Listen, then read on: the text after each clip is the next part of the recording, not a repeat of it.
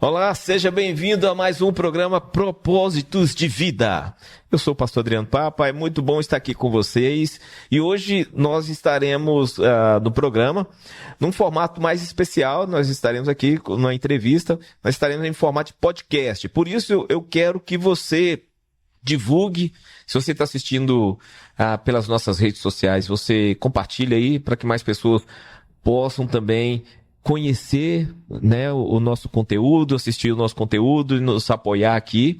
Se você estiver assistindo pela TV a cabo, divulgue também, compartilhe para que mais pessoas também possam assistir e colocar a nossa audiência lá em cima. Então, seja muito bem-vindo ao programa Propósitos de Vida. E hoje nós estamos aqui com o pastor Eduardo Lacerda. Ele é um dos pastores da Igreja Batista Missionária de Coronel Fabriciano. Ele é autor de vários livros, vocês estão vendo aí na tela alguns, né? Ele é professor licenciado em Letras e pós-graduação em Educação Especial, formado em Pedagogia, História, Arte, Geografia, encanador, desentupidor de pia, marido da Edith, um abraço aí, Edith, pai, avô. Pastor Eduardo, seja bem-vindo ao programa Propósitos de Vida. Amém, pastor, um abraço. Eu tenho participado, sim, algumas vezes assistindo o programa, né? Uhum. E é um prazer muito grande poder estar aqui e falar um pouco sobre o nosso trabalho, né? Ok. Tá, hoje nós vamos falar aqui sobre educação especial, que é uma área que você tem desempenhado, trabalhado mais, atuado mais nessa área, né? Vamos explicar para a nossa audiência o que é educação especial? Então, a educação especial, ela trata de um processo de inclusão, né? Para poder colocar os alunos chamados atípicos dentro do mesmo sistema educacional, é lei federal, né? O Brasil adotou essa norma também como lei, e coloca a obrigação do Estado e dever do cidadão. Então, hoje, o Estado não faz nada mais do que a obrigação em procurar incluir essas crianças, dando suporte psicológico, psicopedagógico e também com o professor de apoio, que hoje é chamado de apoio à comunicação e linguagens, tecnologia assistiva, para enquadrar essas crianças no mesmo nível dos alunos, no mesmo ambiente escolar, na mesma classe, né, com a turma dos alunos típicos, para levar eles a uma inclusão melhor do conteúdo, de tudo aquilo que eles precisam de aprender, com uma melhor qualificação. Ok. Quando a gente vê assim, os assistentes, né, professor assistente de alunos atípicos, mas em rede pública, não é isso? Na verdade, há um tempo atrás, se usava mais o pai excluir o filho ou segregar o filho, né? A educação era feita de modo segregada. O aluno da educação especial, o aluno autista, o aluno com síndrome de Down e outras situações também, é levado para as APAES. E então, enchiam as APAES de alunos e muitas vezes não tinham a qualificação necessária para atender individualmente cada necessidade. Então, ali se agrupavam pessoas com deficiência intelectual, com deficiência física, com deficiência de transtornos ou de síndromes, né? E havia uma certa miscigenação. Então, além da segregação, não tinha um atendimento especializado para um determinado aluno. Seria individualizado, né? Hoje o professor de educação especial ele é obrigado a conhecer todas as disciplinas praticamente, por isso eu procurei fazer várias graduações, né? Uhum. Fiz a primeira, depois uma foi puxando a outra e ainda estou fazendo, né? Ainda faço também terapia ocupacional para poder ajudar mais ainda nessa área dos alunos, né? Uhum. Então a educação especial é um caminho amplo e nós precisamos de compreender a necessidade desses alunos. Tá. Qual o momento assim que você entendeu que a sua vocação era trabalhar assim com a educação especial? Eu sempre gostei de ensinar, sempre gostei de educar. E depois que eu entrei para a educação, eu pude ver assim, a necessidade de alguns alunos serem atendidos individualmente. E por causa dessa necessidade de ser atendido individualmente, que antes era chamado de professor de reforço escolar, né? Uhum. Ainda se usa, né? Alguns pais pedem os alunos que mesmo não tendo síndrome, não tendo transtorno, têm dificuldade de assimilação de conteúdo, então é chamado para um particular. Aí o professor particular. Então, se tem um professor particular, por que não particularizar dentro de sala de aula?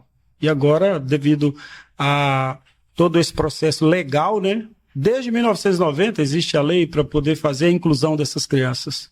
Só que antes a inclusão era na base da segregação, e agora não. Agora a inclusão é mesmo uma inclusão. Ela existe mesmo, né? É. Tá. E assim, de que forma a sua fé em Cristo influencia seu trabalho diário com as pessoas com deficiência? Ó, a fé em Cristo, o que é mais evidente?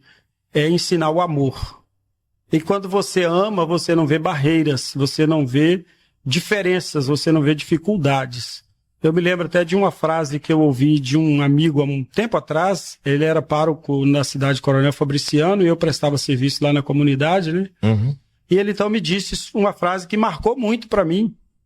Nós temos que aprender a viver com as nossas diferenças. Então ele dizendo assim, eu te respeito como pastor, você me respeita como padre, e nós respeitamos todos os outros nas dificuldades ou nas necessidades que ele tem. Todos nós somos diferentes uns dos outros e temos dificuldade. Então, a partir daí, a gente vê que a fé, ela baseia-se no amor. Uhum. E se você tiver amor, você vai buscar um melhor atendimento. Então, a fé em Cristo é um alicerce de tudo que eu faço na vida. Eu costumo dizer que o meu versículo-chave é tudo quanto te vier à mão para fazer, faça conforme as suas forças. Pois na sepultura para onde você vai não tem força, não tem sabedoria nenhuma. Então, a gente precisa de compreender essas situações e também valorizar isso. E a cada dia a gente aprender a lidar com desafios. Trabalhar com a educação especial é um desafio. Uhum. E as vitórias que a gente consegue alcançar é quando a gente vê o aluno avançar diante de uma dificuldade. Ele diminui as suas dificuldades ou até elimina elas. Aí a gente consegue até compreender isso como um pagamento. É o sucesso na vida da gente. E a educação especial, ela é muito além disso, é uma missão. Então aqueles que são servos do Senhor, nós aprendemos que ditado que fala aquele que não vive para servir não serve para viver, né? Uhum. Então, cada dia eu compreendo que tem uma necessidade como servo de servir, e servir da melhor maneira possível. Essa compaixão que Jesus nos ensinou de amar o próximo, independente da situação dele, ou muito além da necessidade que ele tem, né? Não aquilo que nós achamos que podemos oferecer, mas aquilo que ele precisa receber. Buscar essa interação também, no meu ponto de vista, é buscar mais conhecimento. Se eu tenho uma dificuldade, eu vou ter que trabalhar para que aquela dificuldade seja dirimida. Ela tem que ser bastante reduzida e, às vezes, até eliminada. No esporte é assim, né? Se a pessoa vai participar de uma maratona, por exemplo, ele tem uma série de atividades que ele tem que fazer, um preparatório. Vamos para a maratona de fim de ano lá em São Paulo, né? Corrida do São Silvestre e tal. O camarada tem que preparar na caminhada, no exercício físico, nos relaxamentos, em tudo. O ano inteiro. O ano todo. E o que tem pessoas que ficam 2 anos, 3 anos. Esse ano eu não posso participar, vou continuar trabalhando por ano que vem. Assim também a educação especial. Se eu não conseguir alcançar um êxito total com um aluno de necessidade especial esse ano, eu tenho que pensar no próximo, onde foi que eu poderia ter agido melhor. E não pensar na dificuldade do aluno, mas na minha fragilidade ao conseguir levá-lo à compreensão disso. Uhum. Então, esse trabalho não é só um trabalho pedagógico, né? É um trabalho que a gente chama de inclusivo mesmo. A gente tem que incluir tudo. A gente tem que enxergar a limitação da pessoa. É uma missão, integralizar as crianças dentro das suas especificidades. Aquilo que ele precisa, eu tenho que dar o suporte. Uhum. Você falou sobre desafio, né? Quais os maiores desafios que você enfrenta assim, nesse contexto de educação especial? Hoje, para mim, eu poderia até dizer, de uma certa forma, a idade, né? Eu tenho 61. E hoje a maioria das pessoas pensa num professor mais novo, mais início de carreira, talvez, quem sabe, né? Eu já trabalho com educação desde 2000. Então, e eu demorei ainda para entrar na educação. Mas eu sempre gostei de ensinar aquilo que eu sei fazer. Uhum. Agora, hoje, desafios que nós temos, esse é um desafio pessoal, né? Porque eu tenho que transpor barreiras. Eu tenho que chegar diante de um aluno. Hoje eu trabalho com um aluno de 11 anos de idade. Eu estou 50 anos à frente dele. São meio séculos de vida, né? Uhum. E nisso a gente vê que, às vezes, as outras pessoas que estão ao redor colocam isso como uma certa barreira. Isso é uma dificuldade que a gente precisa superar. Eu consigo relevar. eu sei lidar com isso, né? E às vezes quando a gente tem que trabalhar com pedagogia, com inspetora, com diretora escolar, a gente tem que dar satisfações, tem que preparar material, tem que avançar de uma certa forma, mostrar, olha, eu estou aqui, estou sendo útil. Então, uma das barreiras é mostrar essa utilidade. O desafio que a gente tem hoje, falta de recurso. Às vezes você vai para uma determinada escola, ela não tem um ambiente propício para você oferecer para o aluno.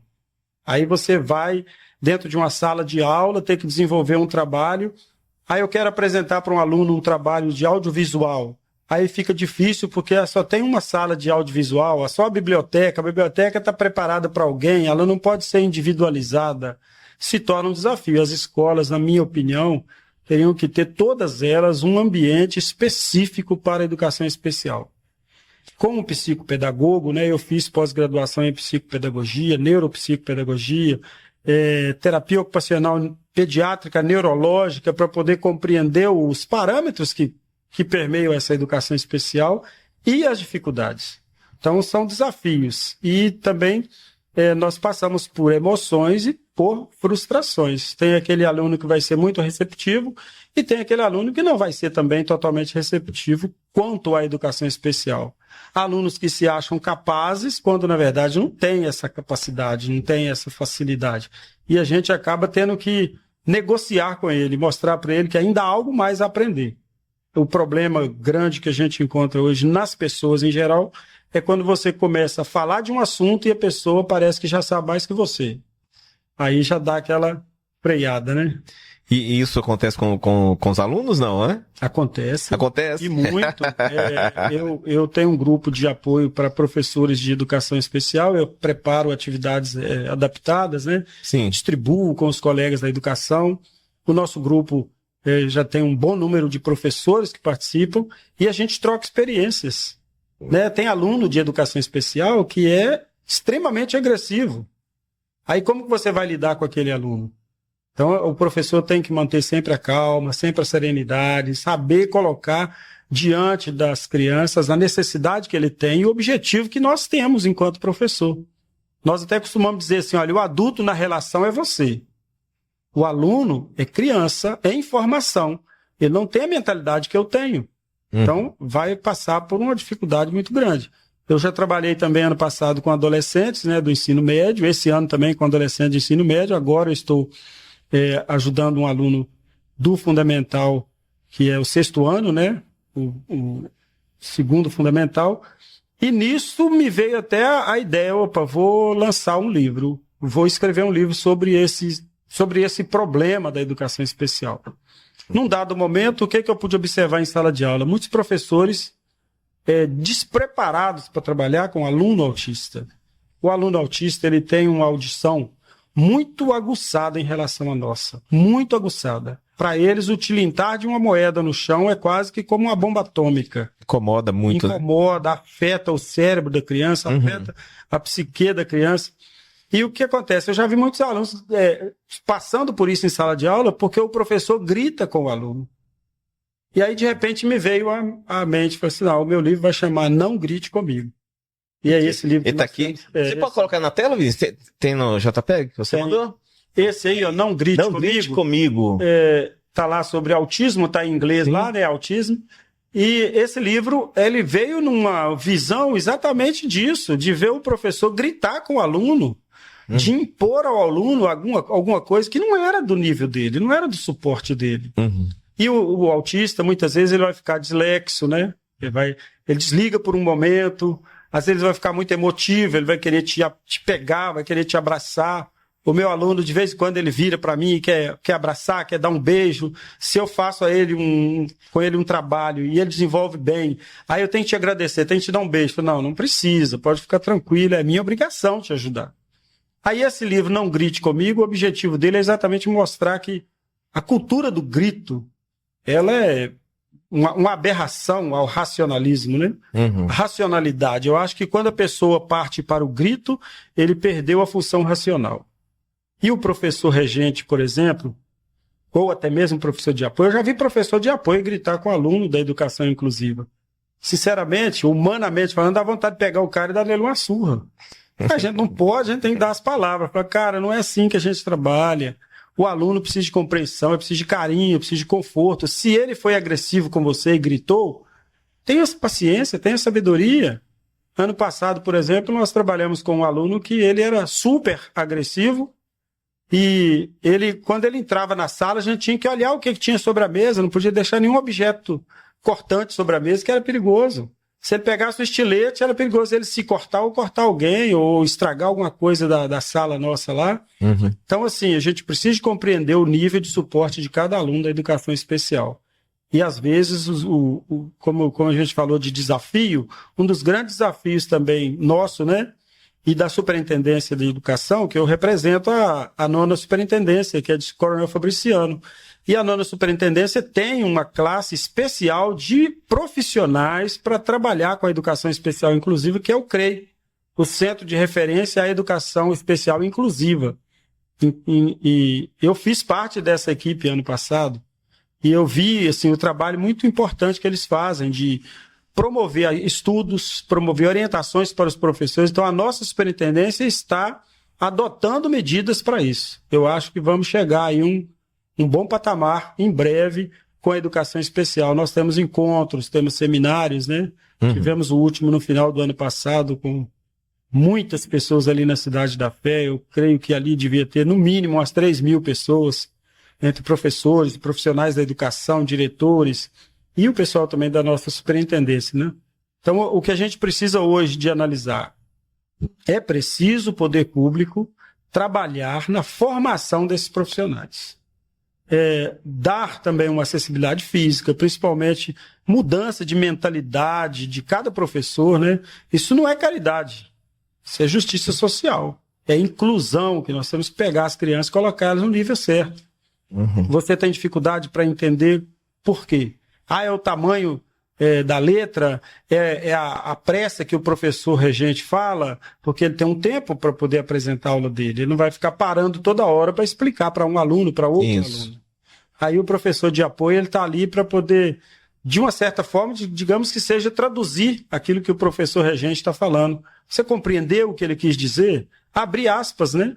E apresentar aquilo ali. Então, principalmente, hoje nós precisamos abrir os olhos para a educação especial e inclusiva, dando um maior apoio, né, aos professores. Os professores precisam de maior compreensão, maior apoio, e eles terem esse momento de preparação. A nossa superintendência faz isso. Ela tem 2 vezes por ano, tem cursos da educação especial e inclusiva, com psicólogo, né? A nossa psicóloga da superintendência trabalha no CREI de Fabriciano. Nós temos pedagogos, psicopedagogos, neuropsicopedagogos, né, que trabalham em função disso.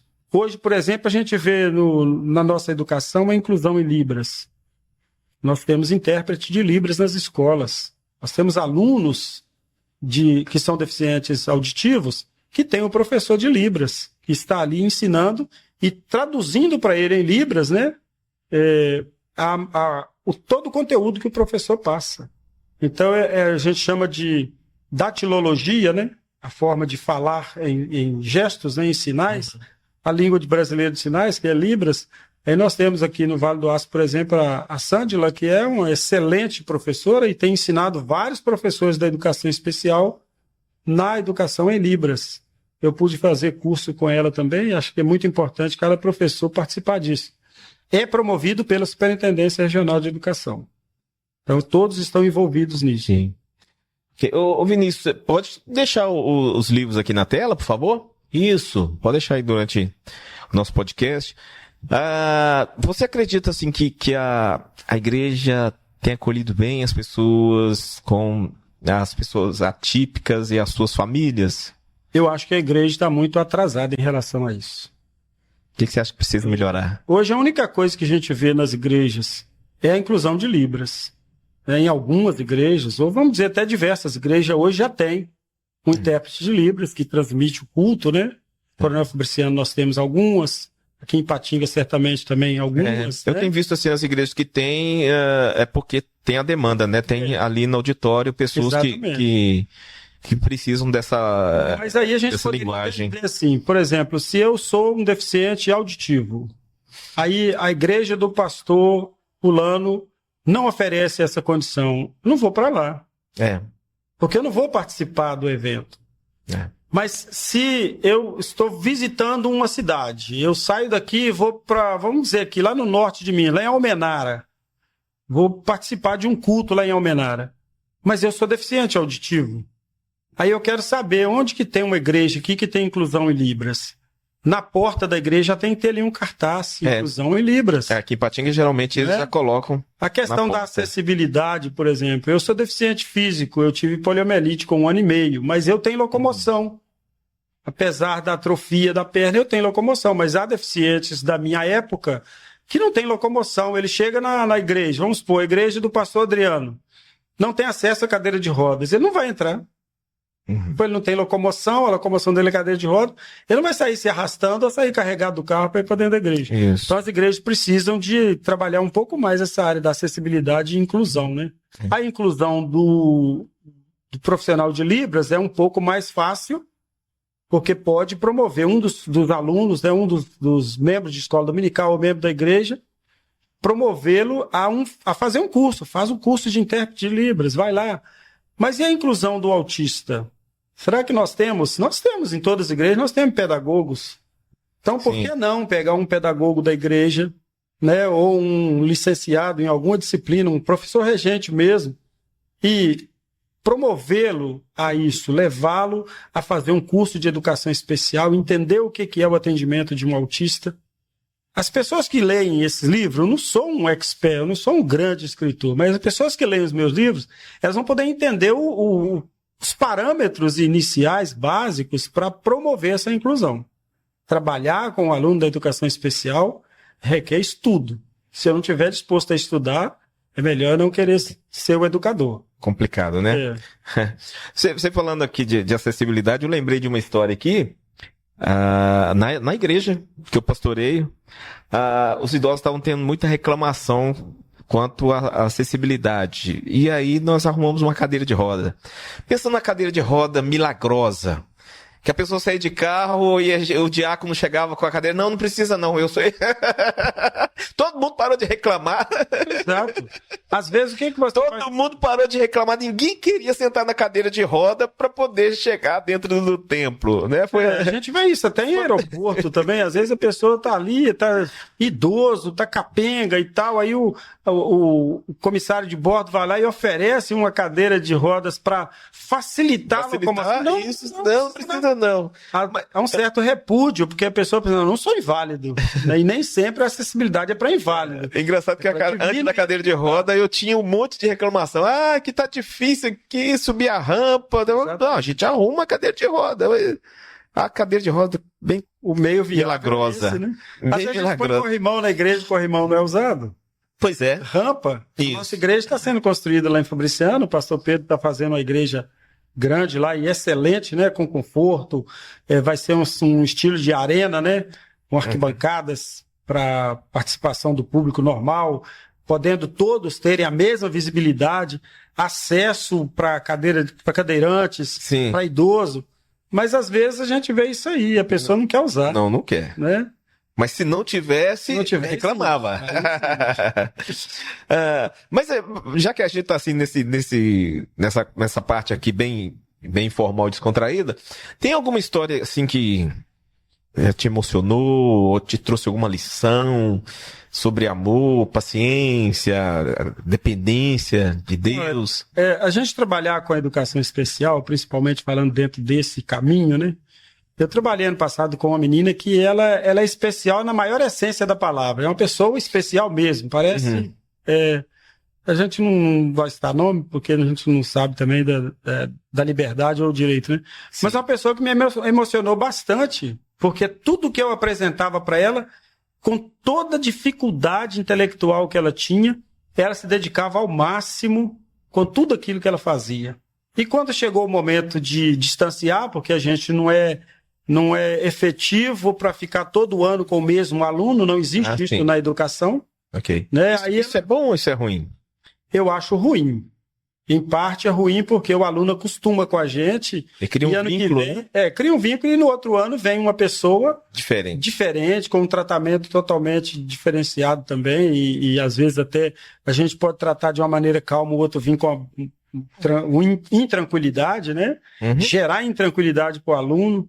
E assim, o dia que eu tive que deixá-la, e ela passou para a mão de outra professora, eu vi que ela ficou muito sentida. E ela ficava sempre me procurando. Eu estava trabalhando com outros alunos, ela tinha que sair da sala onde ela estava, vinha à minha mesa para a gente conversar, e fez uma carta, né, uma declaração assim de gratidão pelo que ela conseguiu aprender. E eu lembro que um dia eu cheguei no portão, que eu tinha que acompanhá-la. Ela tinha deficiência intelectual e visual. Ela tinha dificuldade para andar. Ela tinha feito uma cirurgia de crânio, essas coisas de cérebro, né? E eu fui levá-la até o portão para encontrar com a mãe dela, e ela toda eufórica falou: mãe, hoje eu aprendi, mãe, uma coisa que eu nunca tinha visto na minha vida. Aí a mãe dela: o que foi que você aprendeu, minha filha? Eu aprendi, mãe, sobre as leis de Newton. Aí começou a falar, eu falei assim: olha, a pessoa está assimilando alguma coisa, né? Sim. Então a gente vê que, diante de toda dificuldade, eu falo que a gente precisa de enxergar a possibilidade. Tem dificuldade, mas tem uma possibilidade, então vamos trabalhar naquilo ali. E a gratidão dessa menina me encheu bastante o coração, né? Quando chegou o fim do ano, ela pegou lá uma tapoeira, encheu de docinho para me entregar, e para mim aquilo ali foi... Bom demais. Foi o salário do ano todo, né? Tá certo. Tem coisa que não tem preço, né? E aí também eu lembro de uma criança que a gente trabalhou ano passado, que não era meu aluno, era aluno de uma colega lá, e ele, em casa, ele verbaliza normalmente. Na escola ele não consegue verbalizar. Então ele tem um transtorno que bloqueia quando ele está em público, ele não consegue verbalizar. A gente fala com ele, ele fica rindo, só rindo o tempo todo, ele só ri o tempo todo. Mas é a forma de expressão dele. Sim. Aí eu perguntava para ele: você está entendendo o que eu estou te falando? Aí ele dava um sorriso, ele tá, entendeu. Então a gente precisa também de compreender que a dificuldade do aluno, ela não vai ser superada de uma hora para outra. Quem vai trabalhar essa parte da verbalização de uma criança é o fonoaudiólogo, né? Sim. Porque a sua esposa é também um excelente fono, né? E o professor de apoio, ele precisa também de compreender essa parte. Tentar levar a criança a conhecer a parte fônica das palavras.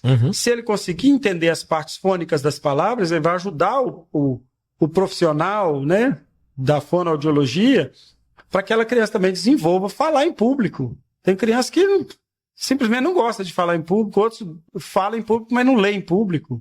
E o aluno da educação especial, ele vai ter essas particularidades também. Isso me emocionou bastante, porque ele sentia prazer quando a gente chegava e o cumprimentava. Ele não respondia com uma boa tarde, mas respondia com um sorriso. Era a forma dele responder. Dele responder e comunicar com a gente, né? Ok. Como que você vê o papel do cristão na promoção da inclusão e na promoção do respeito às diferenças? Quando a gente fala sobre o cristão, a gente está falando daquele que é parecido com Cristo, né? Jesus, quando ele via a pessoa com dificuldade, quase todas as vezes que a gente vai ver na Bíblia, a gente vê assim: movido de íntima compaixão. Então, interessante que ele nunca voltou ninguém para trás, né? Nunca voltou ninguém. Todos, até os mortos, né? Ele nunca deixou ninguém decepcionado. A pessoa precisava, ele estava pronto para ajudar. Isso. Então, ter compaixão é compreender também a situação da pessoa, entender o que ela precisa, como que você pode abordar, como que você pode chegar ali. E o cristão, ele precisa compreender que o que nos resume como cristão é o amor. E o amor vai nos levar à compaixão, né? Nós vamos ter uma compreensão e amor por aquela pessoa. Então nós vamos trabalhar com a necessidade e com a nossa voluntariedade. E se eu não conseguir atingir o objetivo, vou procurar melhorar mais. É eu que estou errado, não é a pessoa que está com tamanha deficiência. É eu que estou deficiente, que eu não estou conseguindo superar isso. Igual eu falo, por exemplo, um professor de educação especial que grita com a criança, ele está despreparado. Quem está precisando de apoio é ele. Ele não tem esse recurso, né? Esse outro livro ali, pastor, Estrela, ele veio também sobre experiências que eu já tive com a educação especial. Alunos de educação especial do autismo, muitos deles se isolam. Eles se colocam sempre na retaguarda. Eles não vão avançando nas coisas. E eles não gostam muito de interação, né? Eles gostam de se isolar. Então aqui, por exemplo, Estrela é um nome fictício, claro. Sim. Mas ele é baseado em fatos, em histórias que a gente... Estrela é uma ficção, né? É uma ficção, é um personagem que eu criei. Ok. O Não Grite Comigo não é ficção, Não. é explicando a sua visão, Isso. a sua percepção do autismo. Ele traz, assim, vamos dizer assim, uma metodologia simples de uma narrativa, né, de um pobre escritor, um pequeno escritor, sobre como trabalhar com o autista. Ok. Ali é mais uma, vamos dizer, experiência. Seria uma pragmática de trabalho, Uhum. de acolhimento, de inclusão dele, de processo de inclusão do autista. E esse Estrela já conta a história de um autista que evoluiu, que desenvolveu, mas que antes o objetivo dela era só se isolar. Então, Estrela, a menina que só queria estudar. Mas o contexto do livro, quem for ler ele vai poder entender, que na verdade ela não é que ela queria só estudar, ela queria estudar só.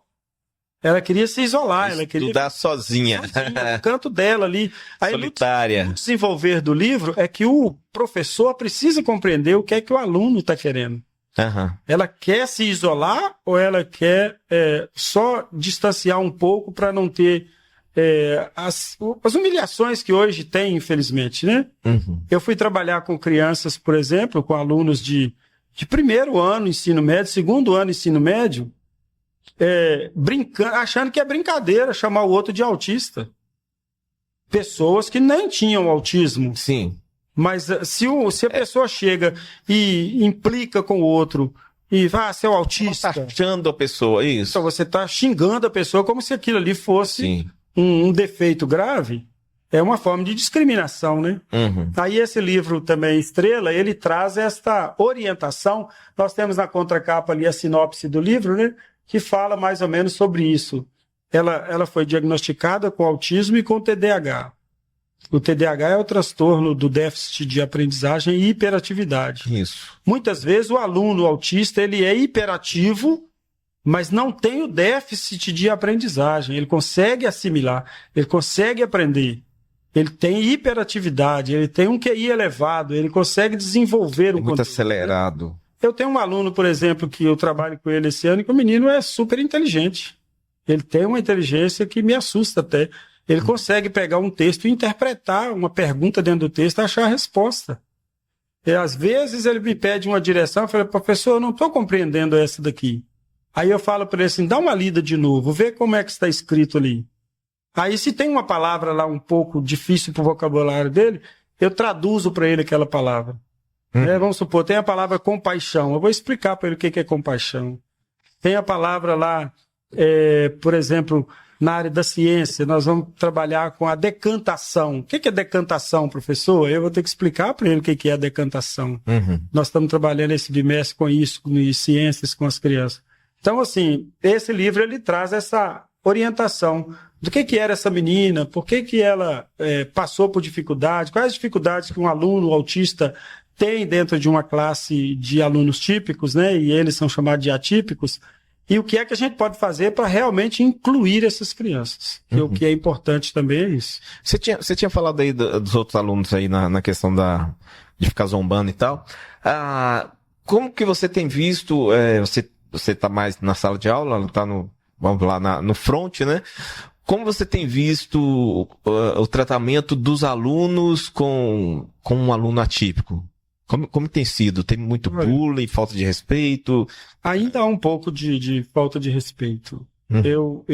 Quando a gente está em sala de aula, a gente consegue até aconselhar e direcionar melhor essas questões. Quando você vê a situação, né? Porque às vezes a gente não está presente o tempo todo. Uhum. Tem alunos, por exemplo, que você não precisa acompanhar o tempo todo. Esse meu aluno de agora, eu acompanho durante a aula, acompanho durante o recreio, e até a hora de entregá-lo ao próximo professor. Porque tem uma professora que trabalha com ele à tarde, né? Uhum. E eu trabalho com ele a partir da manhã. Porque é um aluno de educação integral. Outro detalhe também que a nossa superintendência preza por isso. Não é pelo fato de ele ter uma necessidade especial que ele não vai fazer parte da educação integral.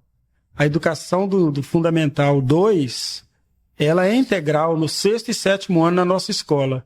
Então, o aluno que fizer 6º e 7º ano, ele vai ser aluno de educação integral. Ele fica na educação integral. Se um dia ou outro ele não tiver a predisposição para participar do turno da tarde, ele é liberado por necessidade. Cansaço, estresse, aí ele vai... E agora já tem também o atendimento que ele tem de terapeuta e de psicólogo, que já tira ele por um período, né? Mas nunca é pressionado. O que nós primamos hoje é o direito do aluno e não a obrigação. Então, ele tem direito à educação integral e em um regime de atendimento personalizado, que o professor de apoio hoje fornecido pelo Estado, pago pelo Estado para trabalhar, é apoio à comunicação, linguagem e tecnologia assistiva. Se for preciso usar uma tecnologia moderna para poder orientar o aluno, vamos ajudar. E ele está lá também para isso. Se precisar de ir lá numa videoaula, vai mostrar para ele uma videoaula. Se precisar de mostrar para ele qualquer outro conteúdo que possa melhorar o entendimento dele, a gente vai abrir e mostrar também isso. E aí, assim, Jesus sempre, o objetivo dele era aproximar as pessoas. Se nós, como cristãos, começarmos a fazer isso, aproximar as pessoas e trazer as pessoas para dentro do mesmo processo de educação, acho que nós vamos avançar na educação especial também. Ok. Mas aí, voltando à história das crianças, então ainda existe... Existe. Infelizmente existe. Bullying em cima dessas crianças atípicas, existe... Então, eu até diria assim, que às vezes, para 6º ano, o que a gente poderia até colocar assim, como uma desculpa, né, entre aspas, a infantilidade. Porque os alunos eles estão chegando ao 6º ano com 10 para 11. Um aluno de 10 para 11 anos, ele é muito infantil ainda. Sim. Embora a gente saiba que nós temos aluno de 10 anos que já tem uma visão um pouco mais avançada. Então, às vezes, eles brincam achando que é só brincadeira. E o que a nossa missão é? É colocá-los a compreender que isso não é brincadeira. Ok. Deficiência, transtorno, síndrome, não é para ser brincado. Assim como discriminação de qualquer outra área, né? A pessoa não tem que discriminar. Eu fui muito discriminado quando era criança, mas não abusivamente. Me chamava de um monte de apelido por causa da deficiência física. Nunca me afetou em nada. Mas hoje também está muito exacerbado, né? A forma de abordar essas pessoas e aí deixa uma complicação a mais. Deixam marcas, né? Então, para mim, hoje, a igreja ela precisa ser um espaço seguro, inclusivo e acolhedor. Né? É preciso ter aquelas pessoas que sabem acolher. Fazer acolhimento, a gente aprende a compreender a necessidade do outro e a dificuldade do outro, né? Eu trabalhei no socioeducativo também, e lá a gente faz um acolhimento do menor que é acautelado e procura saber todas as necessidades dele, todas as dificuldades dele, o parâmetro familiar que ele tem, como que é a convivência da família, como que é o pai, a mãe, se é família regular, se é família irregular. Então, tudo isso a gente tem que entender também no aluno da educação especial. Se ele é um aluno que em casa ele não tem uma boa participação familiar, vai ter que ser trabalhado também essa área nele. Ok. O que você diria para alguém da igreja que sente assim um chamado para trabalhar com a educação especial, mas aí está na dúvida, está com medo, está com insegurança? O que você falaria para essas pessoas? Eu acho que é extremamente necessário. Igual eu falei, as igrejas precisam ter os profissionais competentes nessa área. Quando nós temos, por exemplo, escola dominical, nós vamos ter na escola dominical aluno com necessidades especiais. E se nós tivermos na escola, nós temos, em quase toda escola, nós temos pedagogo, temos alguns licenciados. Promover nesses professores, nesses irmãos que lá fora são professores, a mesma atividade dentro da igreja, por que não aproveitar? No ano que eu fui colocado como superintendente da escola dominical, eu procurei selecionar prioritariamente aqueles que eram formados na área da educação. Vamos trabalhar esses da área da educação, outros que têm a educação teológica, né, que tem estudo teológico, para poder juntar os dois, juntar o útil com o agradável, né? E aí partir para esse processo de educação especial também no nível teológico. Então, os nossos irmãos hoje que estão ouvindo aí o programa, estão participando e assistindo com a gente, que despertem, né, esse interesse de aprender sobre a educação especial, aprender o que são essas dificuldades, aprender o que são transtornos de déficits de aprendizagem e poder compreender que o campo é muito amplo. Hoje nós temos síndromes de várias espécies, né? Você é também psicólogo, já deve lidar com várias situações aí. Síndromes hoje estão explodindo no mundo. Isso. E cada dia que passa parece que surge uma síndrome nova, quando você vai ver, fala assim, não era tão nova assim.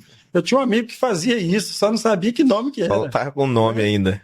Então, assim, eu tenho um amigo, por exemplo, de infância, hoje ele deve estar com 66, 68 por aí, e ele tem a mesma natureza de quando eu o conheci na adolescência. É um meninão, a gente chama ele de meninão. Então, quem sabe esse rapaz, ele era um autista e que não foi compreendido. Ele é não verbal, mas do jeito dele ele verbaliza, ele emite sons, mas não sai o som da palavra perfeita, ele não sabe sonorizar uma palavra, ele não sabe descrever uma palavra. Mas é um cara tão especial que o Melo Viana conhece e ama ele, né? Então, assim, na época existia muito disso, na nossa época de infância, de adolescência. Não era divulgado. Hoje nós estamos vendo explodir isso e as igrejas precisam abrir os olhos para isso. Professores hoje que frequentam a igreja aí, que são dedicados à obra de Deus, né? Não fica indo só no culto, não fica só participando. Procura estudar. Procura ser útil. Chegar ao pastor, eu trabalhei lá, eu estou estudando, eu quero fazer Libras, eu quero ser o intérprete de Libras na igreja. Eu quero ajudar o deficiente físico a conduzir a cadeira dele cá para dentro. Eu quero ajudar o idoso a subir melhor a rampa da igreja. Então, hoje nós precisamos de incluir mais as pessoas. E esses nossos colegas que são formados aí, que são profissionais da educação, principalmente, né? Então, o que a gente fala? Confia no Deus que te chamou. Você foi chamado para ser o quê? Servo. O servo é aquele que está pronto para servir. O pastor delegou um trabalho, vai lá e faça. Não tem um ditado que fala assim, Deus não chama os capacitados, ele capacita os escolhidos? Eu até digo o contrário, ele chama os capacitados e ele capacita aqueles que ele chamou também. Ele não vai chamar só os incapacitados, não, porque senão eu vou achar que eu era incapaz quando ele chamou. Paulo era um cara capacitado, né?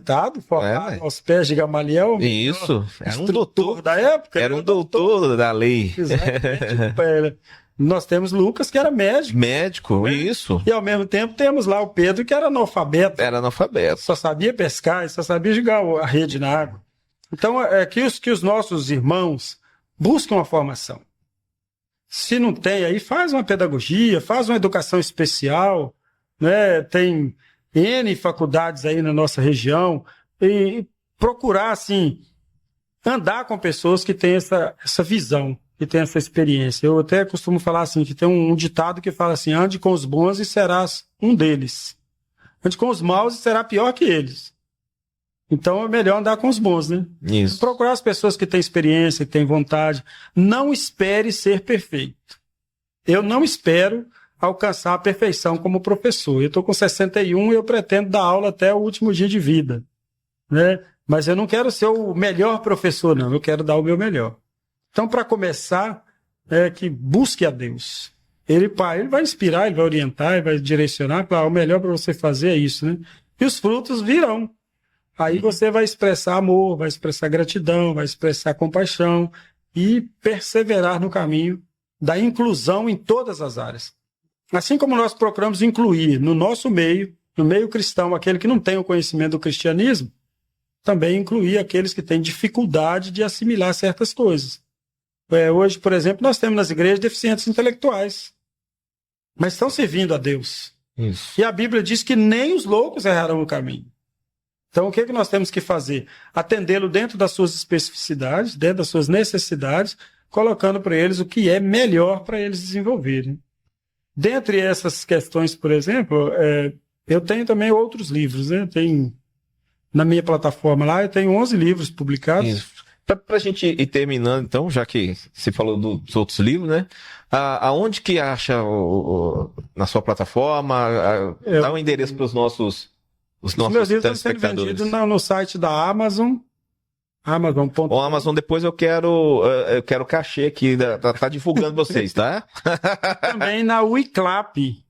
A Wiclap é a gráfica que imprime os meus livros. Tá, o Vinícius está colocando tudo aqui na legenda aqui. Se acessar lá, wiclap.bio/Eduardo Lacerda, vai ver todas as minhas literaturas. E aí vai poder lá ver até a sinopse do livro, né? É só clicar lá em ver mais, aí você vai ver a sinopse do livro, vai ver o valor do livro, o processo. Esses dias eu estou aqui em Fabriciano e Patinga. Quem precisar de comprar comigo, esses 2 livros eu tenho pronta entrega. Aí na região evita até o frete, né? Já não paga frete e paga um preço mais em conta do que lá, né? Nós estamos negociando com a livraria aqui de Vale do Aço para fazermos a divulgação desse trabalho e também uma noite de autógrafos. Ainda estou esperando uma possibilidade, a chegada de maior número de livros, porque para apresentar lá, né, uma livraria grande, de nome aí, a gente não tem essa liberdade de citar o nome também, porque é fechado o contrato. Isso. Mas é uma possibilidade de nós fazermos uma divulgação grande. Para essa divulgação vamos ter que ter muito livro. Porque tem um número de livro que a livraria pede também para colocar à disposição, eles ganham em cima da venda do livro, né? Aham. Aí a gente pretende fazer isso em breve, se Deus nos permitir. Ok. Então, quando você tiver essa data, você volta aqui e a gente... Vamos voltar e a gente vai falar de novo. Vai falar focado no livro, né? Vamos sim. Pastor, nosso tempo acabou aqui. Agradecemos aqui a sua participação aqui no programa Propósito de Vida, né? E as portas estão abertas, né? Amém. Como disse, na hora que você for divulgar aí a noite de autógrafo, a gente vai abrir espaço aqui de novo. Eu agradeço o convite, né? E eu já participei do programa assim, algumas vezes de casa, né?